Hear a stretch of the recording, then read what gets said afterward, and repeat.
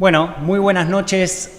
Seguimos acá en Love Streaming, primer programa de lo que llamamos Testigos, con mi compañero acá de Fórmula, Ignacio González Prieto. Nacho, ¿cómo andás? Bien, Sergio, buenas tardes para todos.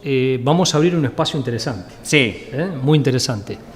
Un espacio donde con Sergio nos hemos propuesto darle la oportunidad a muchísimas personas que querían tener esa posibilidad de conversar en profundidad algunos temas que marcan a la sociedad, ¿no? Espacios que por lo general uno no puede obtener en los medios tradicionales, como puede ser la televisión, como la radio, los medios escritos.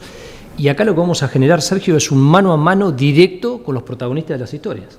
Sí, acá ustedes van a encontrar testimonios de protagonistas, como es el caso que ahora vamos a presentar. También van a encontrar, por ejemplo, historias de cómo se investiga determinado caso o se investigó casos resonantes de acá de la República Argentina. Es decir, testimonios en primera persona que, como vos decís, vamos a tratar con el mejor profesionalismo que merece esta transmisión y que obviamente del otro lado los leemos en lo que va a ser este nuevo espacio todos los lunes de 20 a 21 acá en Love Streaming, ¿no? Sí, la idea básicamente va a ser escuchar, ¿no? Estamos acostumbrados a que muchas veces los periodistas son protagonistas, los tiempos son extremadamente ajustados y en este espacio va a ser distinto. En este espacio los protagonistas van a ser aquellos que han transitado las historias criminales, historias policiales, historias judiciales.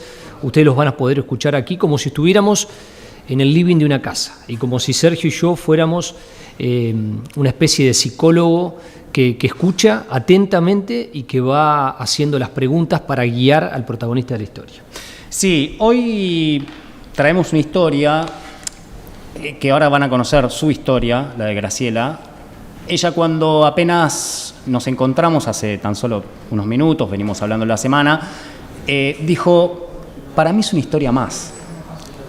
Yo los invito a que se queden unos minutos, que en breve ustedes van a ver por qué nuestra invitada de hoy es Graciela, su historia, cómo la transformó a ella personalmente y quién es hoy Graciela después de que le mataran al hijo en un hecho de inseguridad.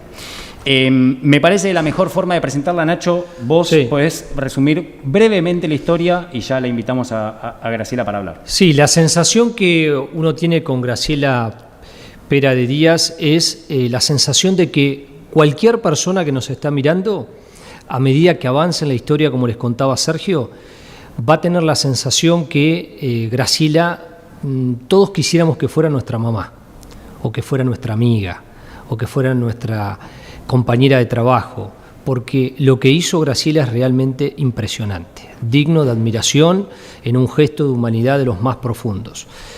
El hijo de Graciela, Matías, tenía 30 años, era técnico en computación, trabajaba en la zona de Carupá, en el partido de San Fernando, y un día al mediodía, a las 12:15 del mediodía de un 19 de marzo del 2004, dos ladrones entraron, eran de la zona de Villa Garrote. Él no se resistió, levantó las manos y lamentablemente fue asesinado de la peor manera. Y a partir de ahí, la historia de Graciela, una mujer que no es detective, no es policía, no es fiscal, no es juez, pero que le ha demostrado a la sociedad ser mejor que cualquiera de todos los que acabo de nombrar. Sí. Increíble, realmente. Por eso nosotros les pedimos con Sergio que se sienten en su casa, porque a partir de ahora vamos a transitar una historia realmente de película, una historia que es una novela con capítulos impensados. Graciela, ¿cómo te va? Muy buenas noches. Hola, buenas noches. ¿Se escucha bien lo que dice? No, porque estoy medio mal. Bueno, primero, gracias por venir. No, gracias a ustedes por invitarme. Y creo que Nacho resumió muy bien tu historia, que vos considerás que no es fuera de lo común. Yo te puedo asegurar que sí es fuera de lo común. Creo que tiene de común que sos una víctima más de la inseguridad en la Argentina, que sabemos que es algo no de ahora, sino preocupante. Esto incluso pasó hace ya 2 décadas y fíjate lo que estamos hablando hoy en día, el tema de inseguridad. Pero es común eso que a vos te sucedió como una víctima más de la inseguridad, pero es fuera de lo común lo que vos hiciste después, ¿no? Yo la primera pregunta que me surge es, contanos brevemente qué pasó en ese 2004 con Matías y lo que le pasó a él y cómo, y después te seguimos preguntando, obvio.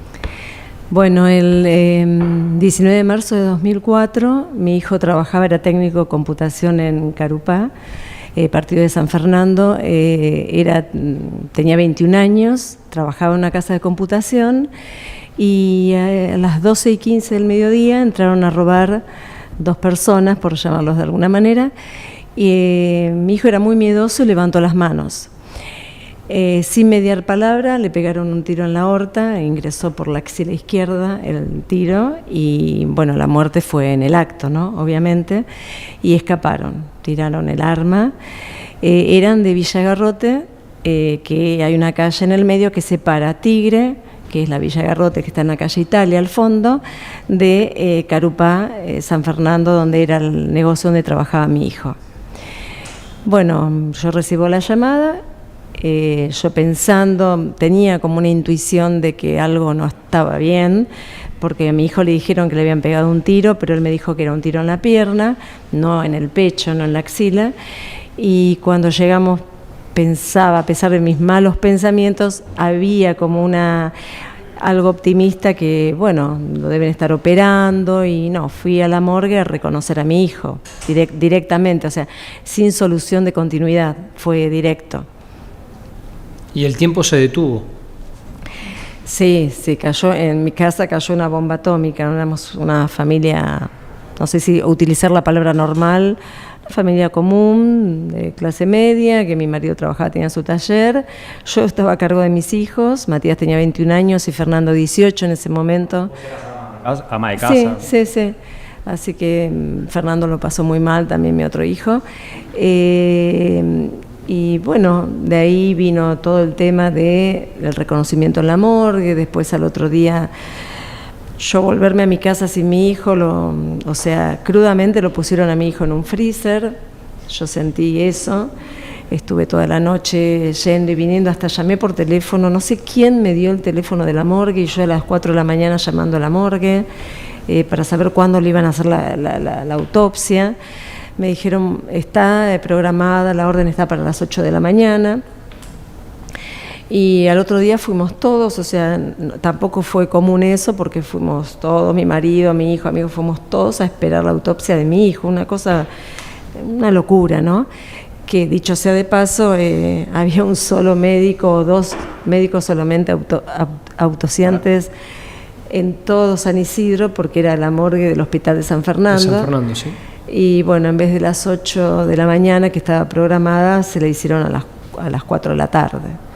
Previo una protesta de mi parte porque no me entregaron el cuerpo. Yo lo que quería que me entregaran a mi hijo para poder velarlo, ¿no? Graciela, ¿cuándo empezó a tener la sensación que la investigación no iba a avanzar como usted quería? Lo que pasa es que yo los primeros 2-3 meses estuve en cama, o sea, el domingo, el 19 de marzo viernes, el 20 de marzo velamos a mi hijo, y el 21 de marzo de 2004 enterramos a mi hijo. Yo el 22 de marzo fui a la fiscalía, así, para conocer al fiscal, interiorizarme un poco, pero bueno, no había nada. Se había presentado el fiscal en el lugar del hecho, todo, pero no había ningún indicio. Y después ya me agarró una depresión muy grande, estuve como 3 meses en cama con la persiana de mi habitación cerrada, mi marido me traía el desayuno, había bajado muchos kilos, y después ya de 2-3 meses dije, bueno, no recibía ningún llamado, dije, voy a tener que levantarme y ver si hay algo o qué se puede hacer o cómo se puede ayudar o hacer algo. Más o menos a los 3 meses que no tenía noticias. Había unos sospechosos porque le habían visto un tatuaje que tenía un duende alado en uno de los brazos. Claro, un testigo lo había visto, porque ese que fue uno de los que había intervenido en el hecho, había estado 3 años y 6 meses preso en Bahía Blanca por robar un banco con arma de guerra. Había salido en febrero del 2004 y fueron a robar y a matar a mi hijo en marzo del 2004. Entonces se sabía de ese tatuaje, se sabía que probablemente era de la Villa Garrote, pero hasta ahí. Y vos a los 3 meses, yo te lo preguntaba antes, ¿no? Vos eras ama de casa, o sea, ni siquiera, creo que capaz que no sabés siquiera dónde estaba Tribunales, vamos a decir, o cómo funciona Tribunales, o cómo trabaja un fiscal. Vos fuiste a la fiscalía claro, a los 3 meses. Preguntando se llega a Roma, decía mi abuela, ¿no? Entonces, bueno, fui preguntando de qué fiscalía le correspondía y era el Departamento Judicial de San Isidro, pero era la Fiscalía de San Fernando que está frente a la plaza. Claro, sí, sí. Y después le pregunté qué fiscal había tocado, porque había 3, y era la Fiscalía 3, era el Diego Honorati, el fiscal, y pedí de hablar con él. Y bueno, le pregunto si había novedades, me dice que no, y yo, bueno, para mí 3 meses era poco tiempo, pero a veces las investigaciones llevan mucho más tiempo, pero en mi desesperación, no tener nada, él fue muy buena persona conmigo, aunque les pueda parecer raro, no voy a hablar mal de una persona que conmigo me atendió. Me dejó leer la causa sin ser parte, porque aunque era la madre de Matías, yo no estaba presentada como particular damnificada en provincia. Entonces me dejó leer, me dio todo un día, yo me senté en una oficina chiquitita que me prestó, y con el cuaderno, un cuaderno que tenía de alambres azul, yo iba anotando todo lo que me parecía a mí, en mi poca información de investigar un hecho. Solita con el cuadernito. Sí, con sentido común o con algo de sentido común, lo que me parecía relevante. Y lo iba anotando. Y me llamó la atención también que había un testigo de identidad reservada, que claro, él no me puede decir a mí la identidad, porque es reservada. Yo lo entendí después, eso. Y después de varios meses, 6, 7 meses, de ir a la villa, de meterme a la villa, pude localizar quién era esa persona, que fue una persona que me ayudó muchísimo, y que el fiscal no puede poner la misma presión que una mamá, en el sentido que, bueno, él toma la testimonial, puede hacer algunas preguntas, no puede inducir, supongo yo, en muchas de esas cosas, pero yo como mamá tenía otras atribuciones. Entonces me presenté en la casa en diciembre del 2005, hacía un calor terrible, me acuerdo, antes de las fiestas. Esta persona me recibió muy amorosamente, me hizo pasar, me hizo tomar un té, y le propuse de ir al otro día a la fiscalía. Perdóname, en la casa del testigo de identidad reservada. Sí, que no era en la villa. Eso te iba a preguntar. Era cercana al comercio de mi hijo, que sería unas 12 cuadras. ¿Y quién era ese testigo? Digo, no el nombre. No, ¿qué característica? No, digo, formaba parte de una banda delictiva, era un familiar. ¿Había escuchado? No. Es una persona que no es de este país. Bien. Y que crió a sus hijas, digo así para que nadie sospeche de quién es, como muchos tienen la mala creencia de que, bueno, porque son de una villa, algunos son mala persona. Esta persona crió bien a sus hijos, y eran las 3 personas, hijos o hijas suyas, profesionales. Bien. Ella me recibió para desmitificar un poco, ¿no?, de que el pobre chico delinque. Y bueno, ella me recibió, él me recibió, me dio un té, y yo le expliqué que lo que había declarado estaba bien, pero que era muy poco, y que el fiscal no tenía elementos suficientes, porque yo le había pedido explicaciones al fiscal, qué es lo que pasaba. Y él me había dicho que no había elementos suficientes y que había un tiempo determinado, no sé si son 10 días, y una prórroga, y que tenían que levantarle la prisión preventiva. Y yo ahí vino mi desesperación, porque digo, bueno, quizás se profugan, o quizás... Entonces, hablándole, convencí a esta persona si me acompañaba al día siguiente a la fiscalía, que yo la iba a preservar, la iba a llevar en mi auto, íbamos a quedarnos a dejar el auto a 10 cuadras de la fiscalía, y íbamos a hablar con el fiscal. Y esta persona me acompañó, muy buena persona, porque arriesgaba bastante, ¿no? Sí, me acompañó, y ese día la dejé allá en el auto, lejitos de la fiscalía. Pasé directamente por mesa de entrada, porque si no me iban a parar seguramente, golpeé la puerta del fiscal y dijo, adelante, y ahí, bueno, yo aparecí, Bueno, ya una vez que estaba adentro, como era muy educado, me dijo, bueno, pase, Graciela, ¿qué pasa? Le dije, tengo la testigo de identidad reservada. Me dice, ¿pero cómo? Dice, bueno, yo la tengo, o lo tengo, no sabemos si es hombre o mujer, yo sé qué es, pero... Y yo lo único que te pido es que la escuches otra vez, porque yo creo que tiene más para aportar. ¿Y qué fue lo que dijo? ¿Cuál era el dato puntual que tenía? Bueno, el dato puntual era que había escuchado de boca de los propios asesinos que ellos habían matado a mi hijo el 19 de marzo a las 12:15. Ellos en su vocabulario, digamos, tumbero, ¿no? Dimos vuelta... eso está en la causa, sí. Que a mí me impactó el verlo porque no tenía experiencia en estas cosas. Se te fue la mano como si fuera una cosa, mi hijo, lo diste vuelta al pendejo. Eso me impactó mucho.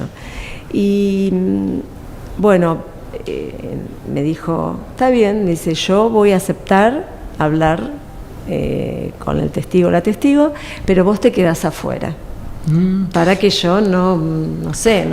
¿Y esa confesión en qué contexto la había escuchado? ¿La había escuchado en la calle, en un comercio, en una reunión vecinal, en una reunión familiar? Porque es impactante, sí. Es realmente impactante una confesión de esa. Bueno, hay muchos negocios en la villa. Esta persona tenía un negocito y mientras ella atendía, y los asesinos estaban tomando una cerveza, escuchó de boca de uno decir eso.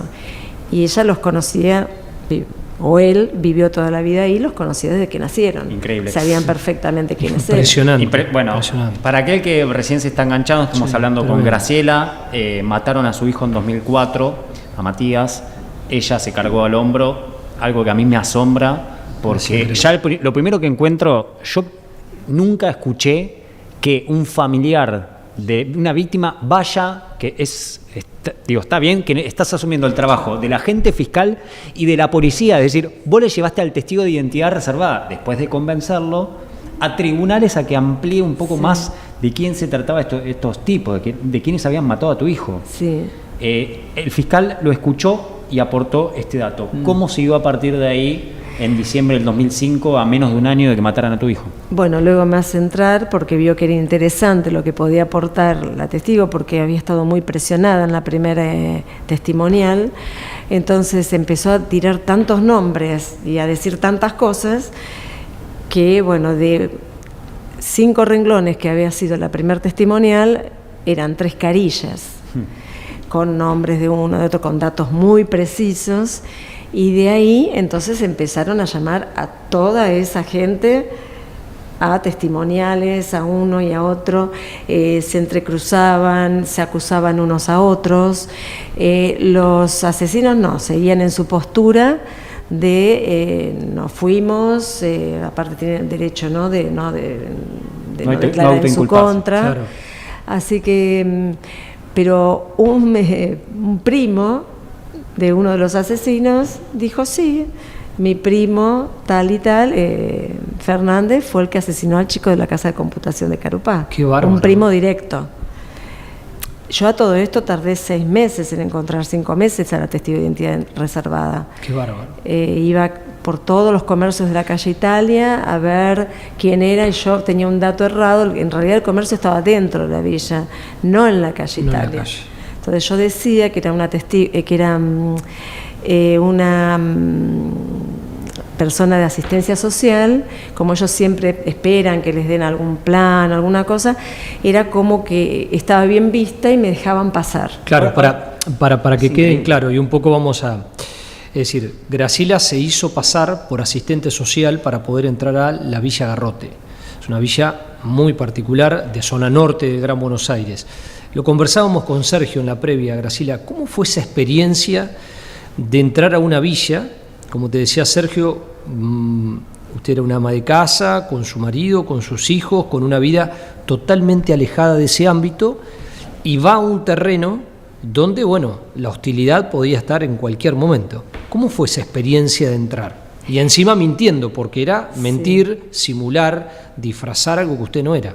Se tuvo que poner un uniforme de asistente social, llevaba alguna mochila. A veces, llevaba una mochila, un cuadernito. Yo en ese momento no sé si era tan consciente, porque era tanta la desesperación por conseguir un mínimo de justicia, que yo digo que era siempre como los caballos que tienen anteojeras. Yo tenía un objetivo. Entonces ese objetivo me impedía a mí ver si en realidad había tanto peligro. Si es una villa pesada, la parte del medio están los tucumanos, después los de adelante están los que son los extranjeros, después bueno, me fui haciendo un poco más del conocimiento, ¿no? Hay un templo donde ahí hacen los cumpleaños de 15, donde velan a la gente, hacen todo ahí. Y sí, yo he ido a la casa de otra testigo con la cual me caré, porque su hijo fue nombrado por la testigo de identidad reservada, y estuve sentada en el comedor de esta señora, porque ella iba a ver a su hijo a Sierra Chica, porque había delinquido, y baja, estaban en el penal de Sierra Chica es bastante alejado, sí, claro. Sí, entonces totalmente. no es tan fácil que vayan a verlo. Sí, en Olavarría. En Olavarría, Sí.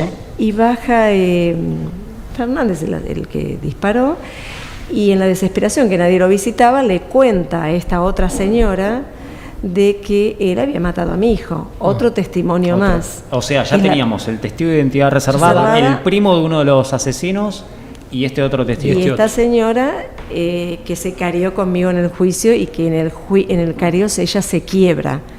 Ella cuando entra, porque ella la habían tomado. Perdóname que ahora ya te ibas a contar lo del juicio, pero antes la pregunta que se me ocurre, ya tenías 3 testimonios de que te decían aquellos que atraparon inicialmente, que supuestamente no había pruebas de que mataran a tu hijo. Vos ya en algunos meses reuniste 3 testimonios, vos solita con tu mochilita fuiste a la villa y conseguiste 3 testimonios. Claro. A partir de ahí, ¿cómo siguió? Hasta vos dar con esta gente. Claro, ¿no? ¿cómo llegaste al asesino, teniendo en cuenta que él, por ejemplo, estaba tratando de esconderse, de camuflarse, por ejemplo, en un mercado de la zona? Bueno, él de hecho me veía a mí. Yo cuando pasaba la barrera de la calle Italia, que está la Villa de Garrote, hay un puentecito, y él me veía, y la madre de él me veían. Yo no sabía quién era él. Entonces me tiran un dato, la testigo de identidad reservada, de que estaba trabajando en el mercado de frutas y verduras de la calle 202. Sí. Es muy conocido, sí. Entonces yo fui, ya había hablado con el padre, que era un poco sordo, o se hacía el sordo, no sé, y el padre lo había hecho entrar para disimular un poco la actividad delictiva que tenía el hijo. Él estaba como changarín. Como changarín. Sí. Entonces yo había llevado, no sé por qué, un revólver que tenía ahí viejo, y lo llaman del puesto donde estaba trabajando. Perdóname, vos metiste un revólver en la adentro cartera. de mi cartera, En la cartera. y yo tenía un grabador. No existían los celulares casi en 2004. Sí. Eran esos grabadores de teclas con el rec y el play que hacen mucho ruido. ¿Los de cassette o los digitales? No, los de cassette. Los de cassette, sí, los viejos. Era muy rudimentario lo mío. O sea, vos agarraste el cassette, el arma y encaraste para el mercado central donde supuestamente estaba este tipo. Sí, entonces lo hago llamar, digo, viene, y empiezo a conversar con él. Mirá, le digo directamente, digo, vos y el negro Fernández fueron tal día, tal hora a matar a mi hijo. Mi hijo es el chico de la casa de computación de Carupá. Un cara a cara hubo ahí. Sí, así. Es el chico de la casa de computación de Carupá. No, señora, no, yo no, nada que ver. No, dice, no, mi mamá y yo la vimos muchas veces en el puente de la villa. Bueno, ¿por qué no viniste a hablarme entonces? Dice, qué bárbaro. No, porque no sabemos lo que puede hacer una madre. ¿Pero qué puede hacer una madre? O sea, vos estuviste preso 3 años y 6 meses en Bahía Blanca por robar un banco con arma de guerra. ¿Yo qué te puedo hacer a vos? Le preguntaba. No, nunca sabe, uno nunca sabe, y se iba para atrás él. Y siempre con esa jerga, con ese lenguaje, ¿no? Bueno. Y entonces ahí apago el grabador, porque yo Yo inocente pensando que él me iba a confesar algo porque estábamos solos. Sí, Obviamente no iba a confesar nada porque aparte de reincidente y no era un tonto, ya había estado preso. Y apago el grabador y ahí sí lo amenazo. Sí, tenés mucha razón, le digo. Vos no sabés lo que puede hacer una madre. Y yo le muestro el arma. O sea, abriste la cartera y claro, el le arma. mostré. Y él se fue corriendo para el puesto donde trabajaba. Y ahí terminó la conversación. ¿Y qué arma llevaba, Graciela? ¿Y dónde la sacaste el arma? No, mi marido cazaba, son de Pigüé. Sí, del sur de la provincia de Buenos Aires.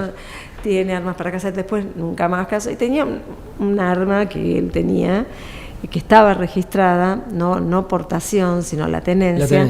Y mi marido no sabía, porque no sabía yo lo que... Yo le decía que me iba a ver a alguien, pero él no sabía de mis investigaciones porque si no él o mi hijo me iban a hacer problemas, yo no quería eso. ¿Pero vos llevabas un revólver? Sí, sí. ¿Y sabías usarlo? No, pero mi intención era más ver la reacción o amenazarlo a él. Porque yo en realidad quería que ellos confesaran y quería que fueran a juicio, confesaran.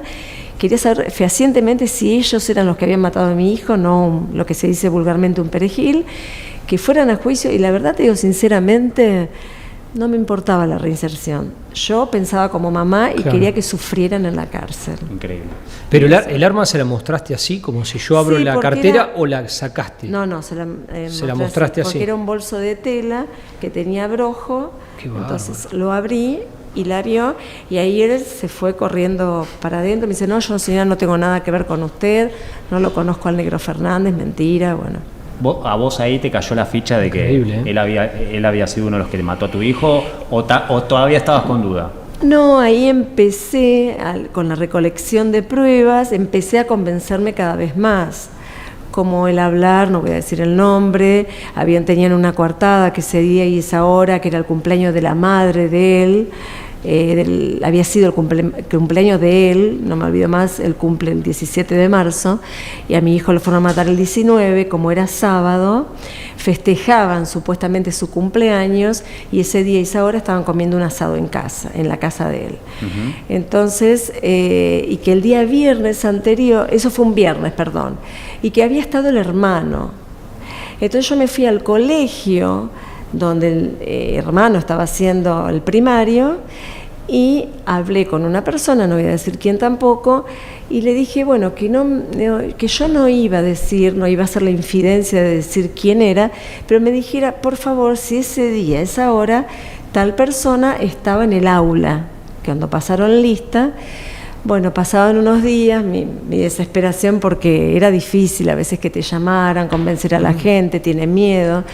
Esa persona me llamó a mi teléfono y me corroboró que ese día, esa hora, el hermano del que había ido a matar a mi hijo, estaba en clase, no estaba comiendo con él, como había dicho en la coartada.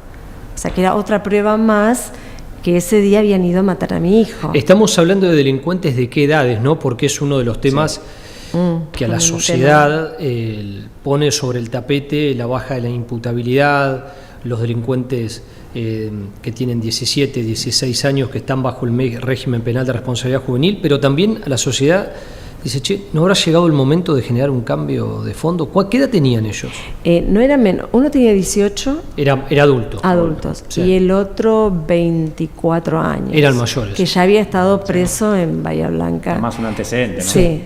El padre de uno de ellos, muy trabajador, para desmitificar todo eso, ¿no? De pobre chico que delinque por necesidad, pues yo la verdad que estoy cansada de escuchar eso. Increíble. Entonces hasta ahora, digamos, para recapitular, Graciela... No sé si se entiende lo que Sí, claramente. Sí. Conseguiste 3 testigos y desbarataste una coartada que ellos tenían de que estaban en otro lugar al momento en que mataron a tu hijo. Y el otro testigo que había visto el tatuaje. El tatuaje. Y lo encaraste a uno de ellos en el Mercado Central. Sí. ¿Cómo siguió después de ahí?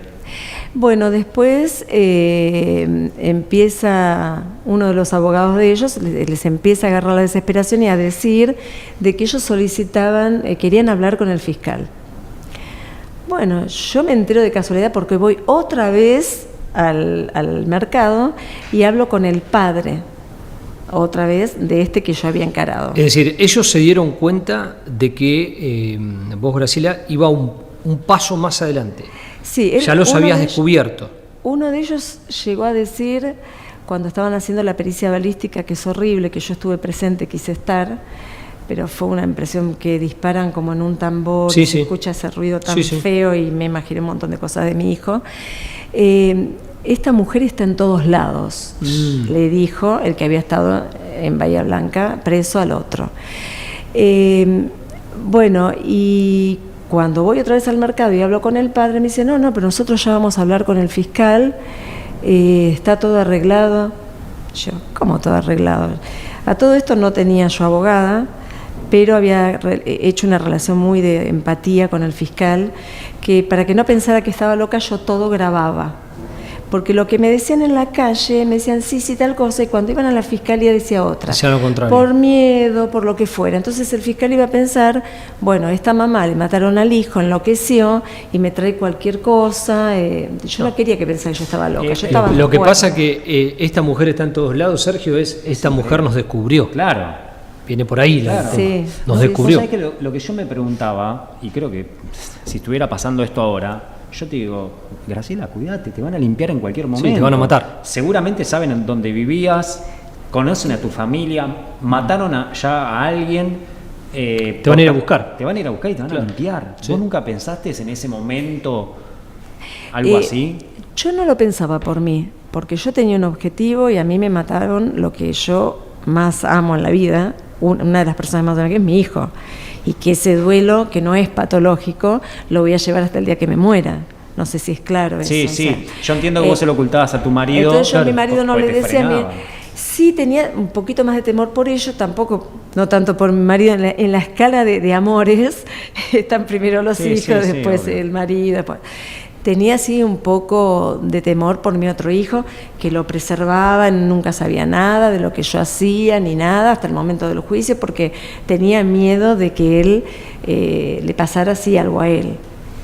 Y también el tema, cuando ellos van a hablar en la fiscalía, yo me entero de casualidad con el padre, en ese momento no había celulares, había teléfonos con un cospel o una moneda, y yo llamo y ya en la fiscalía me decían, Graciela, me conocían por la voz. Claro, ya directamente. Graciela, por favor, ya dame con el fiscal.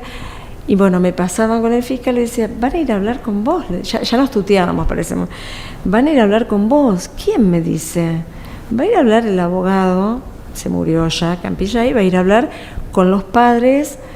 Y no es lo mismo si no estamos nosotros, le digo, Claro. haciendo presión. Como que querían negociar, que es lo que Claro, planteaba Sergio. claro. Por Entonces, las buenas o por las malas. Claro, entonces fueron a hablar, no los recibí. Yo La me fueron a apuré. buscar. Nos fueron a buscar. Te fueron a buscar. Me fueron a buscar. Que es un poco lo que planteaba Sergio. Sí. Te fueron a buscar. Sabían dónde vivías, sabían todo. Sí. Pero yo fui a hablar primero con el fiscal, les gané de mano, y yo estaba sentada con el fiscal y esperando, digo, bueno, espero que esta gente venga, porque va a parecer que estoy loca. A las 10 minutos llama a la secretaria y dice, está el abogado con la gente de Albermaje que quieren declarar. Y el fiscal le dijo, no, yo le voy a decir qué día y qué hora van a venir. Y él se quedó, el fiscal, porque dice, ¿cómo vos te enteraste ¿Sabías? de ellos que iban a venir Iban a venir. espontáneamente? Y porque yo fui al mercado y me lo contó el padre. Graciela, estos dos asesinos al poco tiempo terminan presos. 4 años duró la investigación. 4 años de investigación. Sí. Vuelvo sobre lo que te preguntó Sergio. ¿No tenías miedo? ¿Nunca tuviste miedo? ¿No te espantaste por la situación? ¿No te sentiste que te estaban vigilando, te estaban siguiendo, sabían tus movimientos, llamados extraños por teléfono en tu casa, movimientos de autos, ruidos? Porque No, es lo más porque común. Yo los llamaba a ellos. Qué bárbaro. Yo habían homónimos, se dicen, había un mismo apellido, una Sí. divergencia con diferente nombre, entonces habían agarrado que tenía el mismo apodo, pero no era la persona. Entonces yo le digo al fiscal, no es la persona, porque fui a hablar a la madre del otro y me dio una coartada, entonces le digo exactamente quién era ese Flores, que no era el Flores que estaban buscando. Es muy común. Es muy común. Que pase. Sí, en las investigaciones es. Porque es se muy llamaban el común. mismo apellido, tenían casi el mismo apodo, pero no sentía miedo porque tenía No, me iba a sentir mucho peor si no lo hacía, o sea, no sentía miedo. Sí, lo que pasa Mi hijo lo habían enterrado, o sea, hay que entender que yo tenía una vida normal, como cualquier persona, ama de casa, y de repente yo no escuchaba a mi hijo que llegara de su trabajo, era muy fanático de Boca, que gritara los goles de Boca, llamarlo, bueno, para que fuera a trabajar, porque a veces se quedaba dormido, era muy laburador, pero bueno, tenía ese tema de que a veces Sí, como cualquiera. Claro, y aparte tenía un vínculo muy, independientemente que era mi hijo, depende del vínculo que vos hagas con tus hijos. Yo tenía un vínculo muy unido tanto con mis 2 hijos, era el primogénito también, que a veces eso pesa también, ¿no?, en una mamá. No sentí miedo. Sí, lo que queda en claro también es que ese espacio vacío, que es lo que le cuesta entender a la gente, nosotros lo hacemos con Sergio todos los días, ese espacio no lo ocupa nadie. No. En la mesa, en el ruido de la casa, en la rutina. Y me molesta muchísimo, perdón que me digan, y se los digo, hace 6 años fui abuela de mellizos. Ay, tus nietos te van a cambiar la vida. Yo los cuido 2 veces a la semana, los adoro, me muero por mis nietos, pero mi hijo es mi hijo y mi nieto es mi nieto. Claro. Los amo, es otro tipo de amor, voy a hacer cualquier cosa por ellos, pero eso se tiene que entender, porque me lastima a veces si me dicen eso. Es decir, la ausencia de Matías está. No se llena. No. Che, Graciela, y yo te pregunto, voy por el tiempo sobre todo, yo te lo juro, no salgo de mi asombro cuando, yo estoy... cuando vos me decís que no hiciste, que esta es una historia más, sí, yo estoy no me entra en la cabeza lo que hiciste, impresionado. O sea, ¿no? Pero después vino el juicio. Sí. O sea, esto no es lo que vos contaste, la investigación 4 años. Sí. Después vino el juicio. 4 dolorosos años.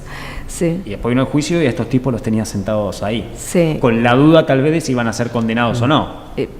Sí, más dudas que certeza. O sea, no por lo que estaba. Aparentemente estaba todo como para que fueran condenados. Pero vos hablaste de que alguien se quebró, eso fue clave. Sí. Bueno, era esta testigo que iba a ver a su hijo a la cárcel y que como no lo iban a ver al que mató a mi hijo en Olavarría, bajaba y charlaba, porque tienen que charlar con alguien, están como gatos enjaulados, entonces le confesó a ella y ella me lo confiesa a mí, hasta me invita a una iglesia evangelista y yo iba no porque soy evangelista, iba para sacar información, y muy sueltos de cuerpo cuando yo voy el ambiente, ¿no? Cuando yo voy a esa iglesia evangelista, esta mujer me presenta, me dice, esta es la señora que el Negro Fernández y Chanina Albermaje mataron en la casa de computación. Increíble. Bueno.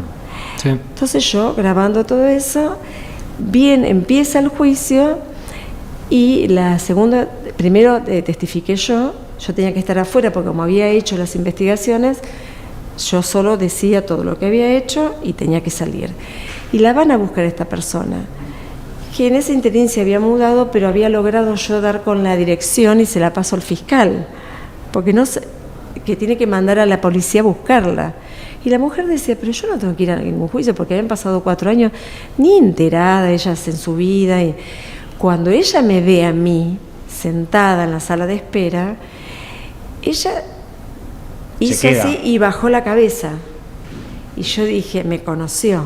No sabía qué juicio era, pero me conoció.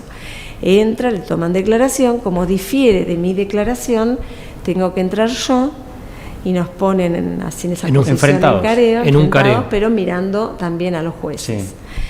Sí. Y bueno, duró 45 minutos. ¿Y qué le dijiste vos ahí, cara a cara? Yo le dije que ella, en una iglesia que se llama León de Judá, que queda en el Puente Taurita, en la 197, me había presentado a unas personas que estaban en la iglesia y que me había dicho que el Negro Fernández y Chanina Albermaje habían matado a mi hijo ese día. Qué bárbaro. Y que aparte, cuando iba a visitar a su hijo, que era delincuente, iba a Olavarría, bajaba a Fernández y le confesó a ella que habían matado a mi hijo. Ella negaba, yo insistía, hasta que un momento uno de los jueces le llama la atención a ella. Le dice, mire señora, está bajo juramento, presiona un poquito, y ella ahí se desconcertó. Yo seguí insistiendo porque duró 45 minutos el careo. Y ella se pone a llorar y dice: lo que dice la señora es verdad. Y bueno, ellos mataron al hijo de la señora, y entonces la hicieron parar, los hicieron señalar y los señaló. Los tipos estaban ahí. Estaban ahí sentados. Se paró y los marcó con el dedo. Son ellos dos. Sí. Que era, digamos, de donde está ahí el cartel, acá, porque son salas muy chicas, sí. No hay nada preparado, no son las salas de Estados Unidos que uno ve en las películas. Son casas alquiladas, incluso. Sí.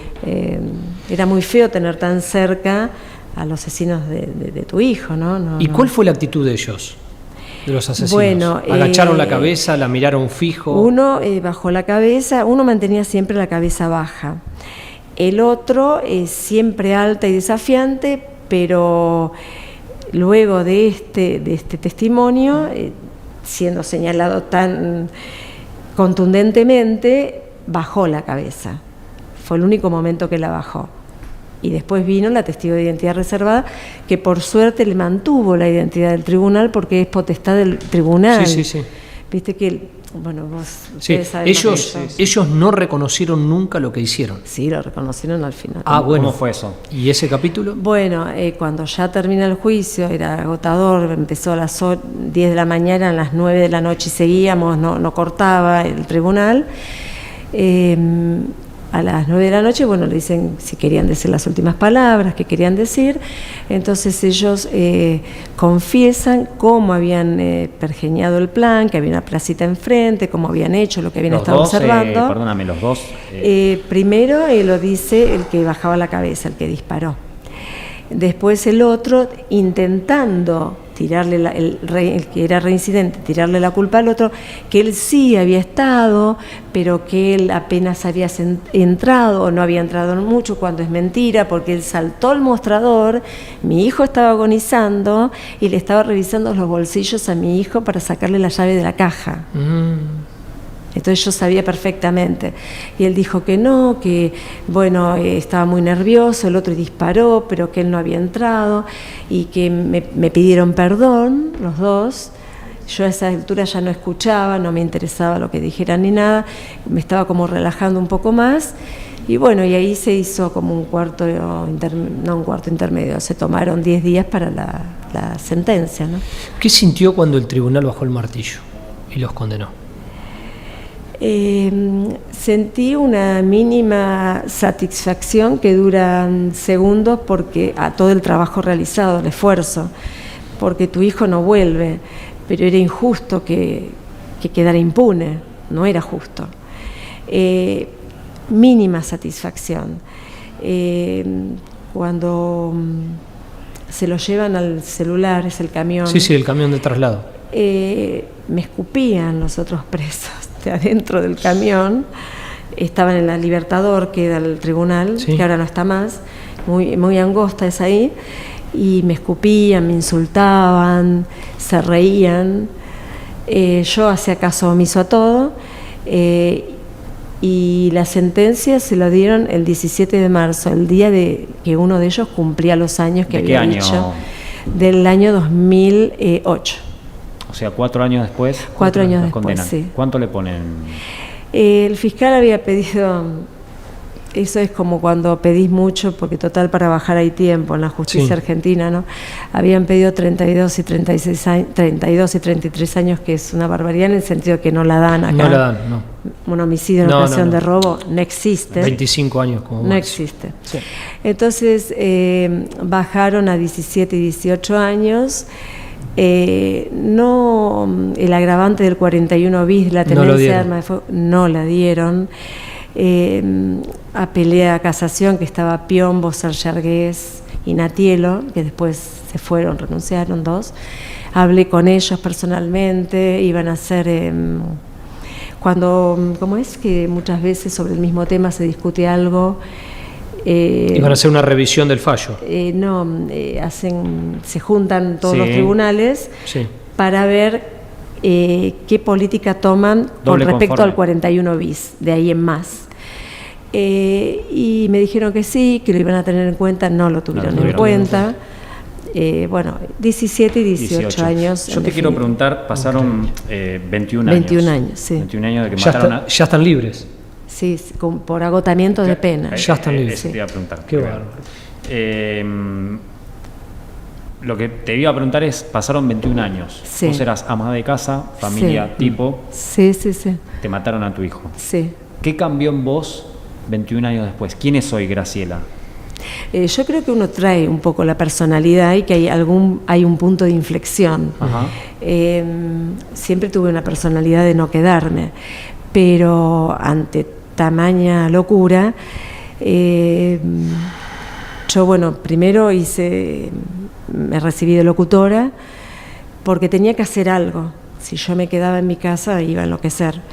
Y después, bueno, hice la carrera de Derecho, tardé 6 años, la empecé en el 2018 y la terminé el año pasado en el 2024.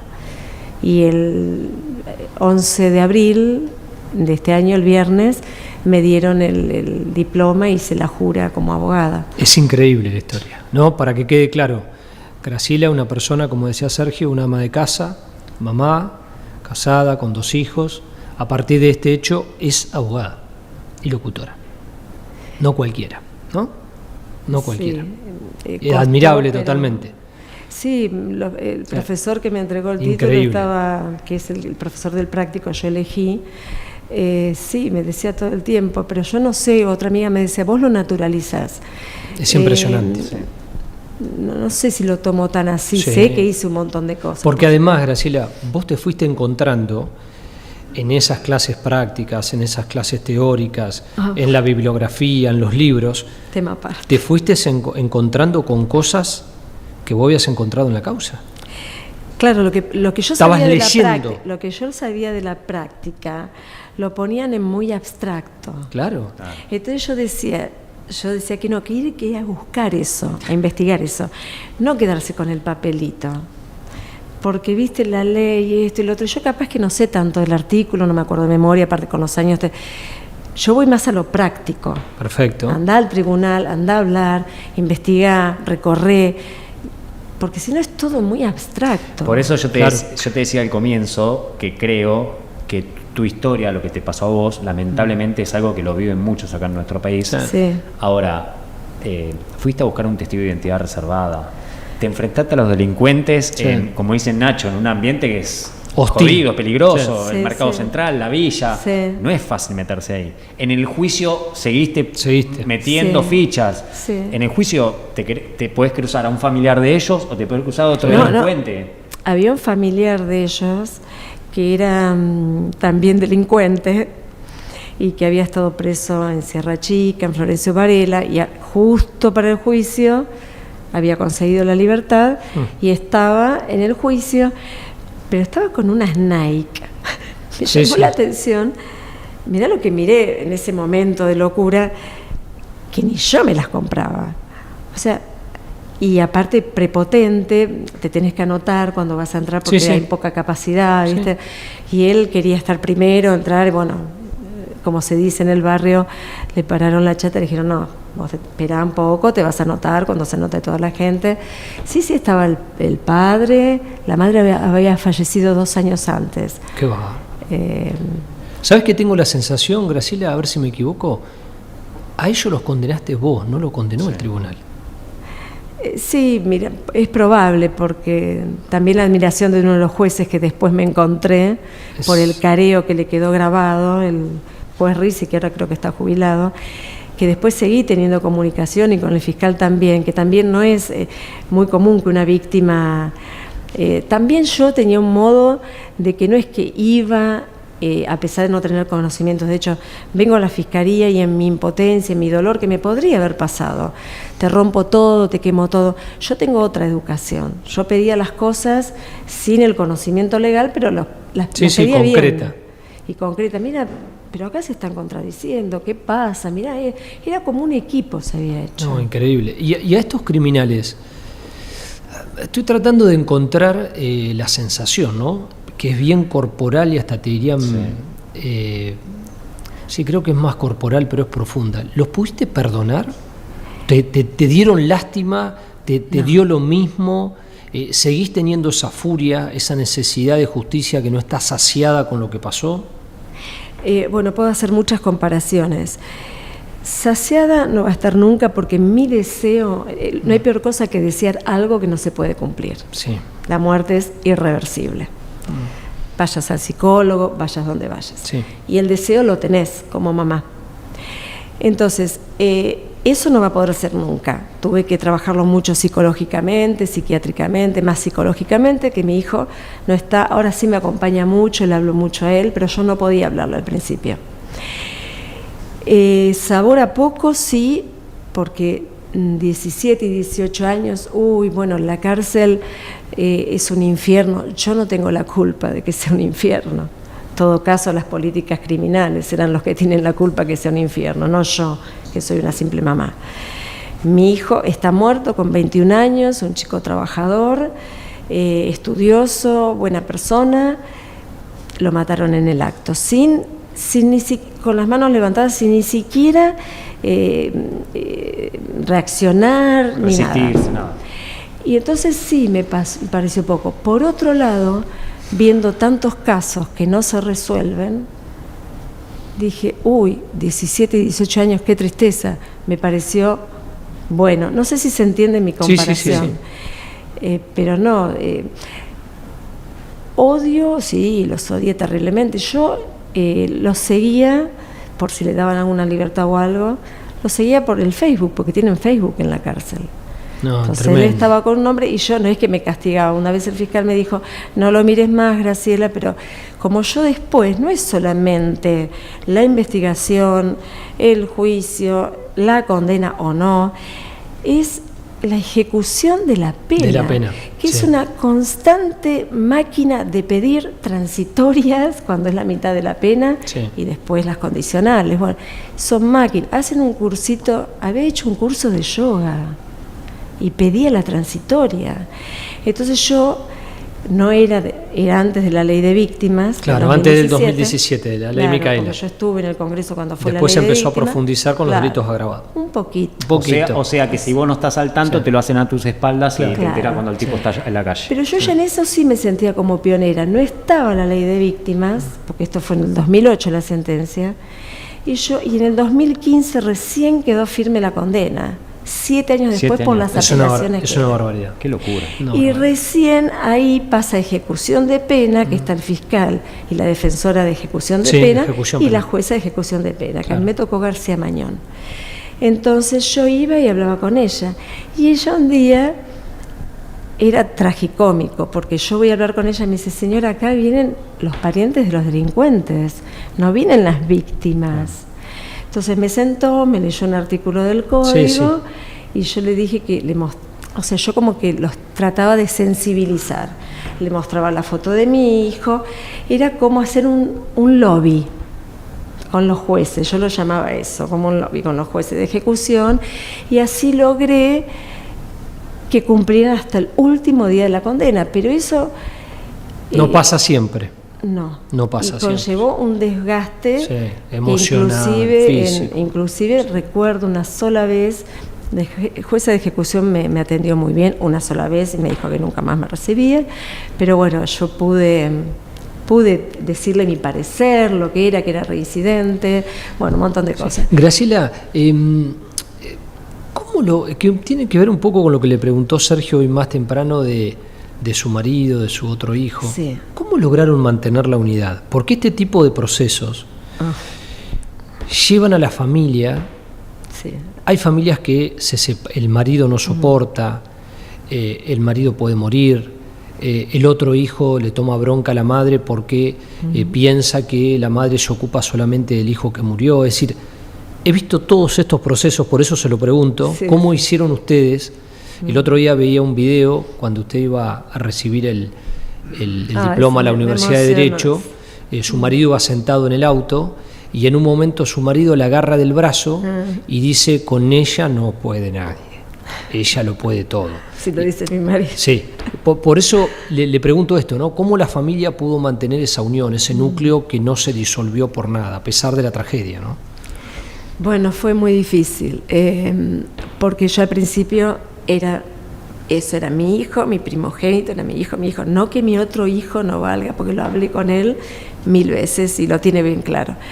En ese video se muestra a mi hijo que me abraza y me dice, mamá, te amo, te admiro mucho. Sí, sí, sí. Que yo, bueno, lo voy a guardar para hasta el día que me muera. Sí, una vez recuerdo a mi hijo que estaba debajo de la escalera, tenía 18 años nada más, cuando mataron a su hermano, y me dice, yo no tengo la culpa de que hayan matado a Matías. Yo esa frase no me la pude borrar nunca de mi cabeza. Entonces también me hizo como un clic. Yo nunca lo abandonaba, yo lo acompañaba, si tenía que ir a un médico, porque él empezó a tener cuestiones de la rodilla, se quebraba, le pasaba de todo. A mi marido un día le dije, mira, si quieres separarte, nos separamos. Porque él no estaba muy de acuerdo con lo que hacía, y yo le dije que eso no lo iba a dejar bajo ningún punto de vista.